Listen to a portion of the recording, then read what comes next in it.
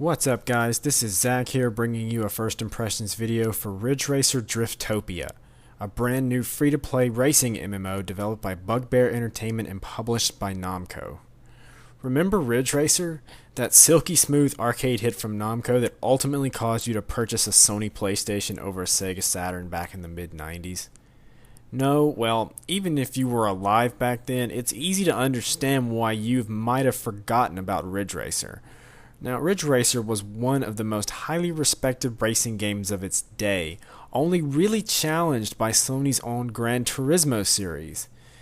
Well, since the days of the PlayStation, however, Ridge Racer's seen a bit of a decline. The game really just failed to evolve with the times, and there are plenty of more modern racers out there. People just forgot about Ridge Racer. They no longer take it seriously as a major racing franchise. Ridge Racer just began to feel a touch generic, and it was clear to see that Namco simply didn't put as much emphasis in each Ridge Racer iteration as they did with more popular franchises like Tekken and Soul Calibur. Namco tried to remedy this by releasing 2012's Ridge Racer Unbound, developed by Bugbear Entertainment of Flatout fame. Unbound is basically a split-second clone that resembled Ridge Racer in name only. While the game alienated a lot of die-hard Ridge Racer fans, Unbound was probably one of the most well-received Ridge Racer titles in years. For better or worse, Bugbear and Namco have released a free-to-play multiplayer-only version of that game entitled Ridge Racer Driftopia. Now, the most impressive aspect of Ridge Racer Driftopia is the graphics. It's close to being the best looking free-to-play racing game on the market, with console quality graphics that look incredibly similar to the game's console brethren. The lighting is impressive and the car models are all very high quality. The game also runs incredibly smooth. I rarely if ever drop below 60 frames a second even while recording with fraps. The game has a rather unique premise for a multiplayer racing game. Questionably, though, you don't race against other players specifically, so it's really curious as to why Driftopia only allows ghost races. Beyond that, the races are fairly straightforward sprints from point A to point B.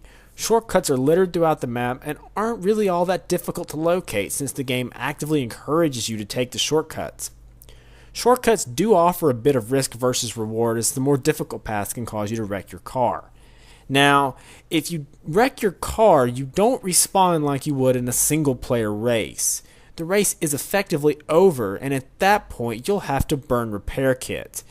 If you run out of repair kits, you no longer have a car. This means that the game does have a permadeath system in a sense. You can earn repair kits through normal play, but you can also purchase them in the cash shop. It's just easy to crash in this game, rather than taking a shortcut, being unfamiliar with the map, or just due to the fact that the game actively rewards players for attempting to take each other out of the race, and more on that later. It's so easy to crash, and you'll burn lots of repair kits, especially if you play frequently. Now, what does this mean for you? It means the game actively encourages you to buy items from the cash shop. Winning races also nets you bonus cards that offer things like extra boost, tighter grip, and other advantages. The better you do in a race, the more you get. The problem is that all your Ghost AI opponents are using plenty of those. If you can't win your first race, what do? Well, you buy those items in the cash shop. From that perspective, the game really does seem pay to win. It's a solid game, but know that the game really encourages spending money in order to progress through each race. As I mentioned before, the game actively encourages players to drive aggressively. This is because wiping out a car adds a car to what's called the game's challenge pool. After completing the race, you can challenge that car in a one-on-one race. Win and you receive the car. Speaking of cars, the game has a car leveling system which allows you to customize your car's stats. You pick between one of a few basic cars that have various stats. You start off with 2 car slots and must buy additional slots. Each car has a level that allows you to increase stats like max speed, handling, and durability. The more you win, the easier it is to level up the car, allowing you to increase its stats. Your player level, which is account specific, allows you to select additional tracks. One positive is that there's quite a lot of car variety. The problem is that when switching between cars, you lose your progression on a single car. Now, this is a questionable decision, as the game really seems to lock you into a certain car choice, and punishes you from selecting a new one. Also, the game does allow you to buy cars from the cash shop.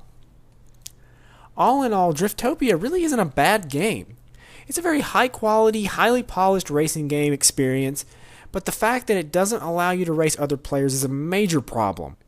Combine this with the game's reliance on the cash shop, and I think the game's appeal is somewhat limited. You can download the game via Steam if you want to check it out. I mean, I can think of much worse ways to spend your time.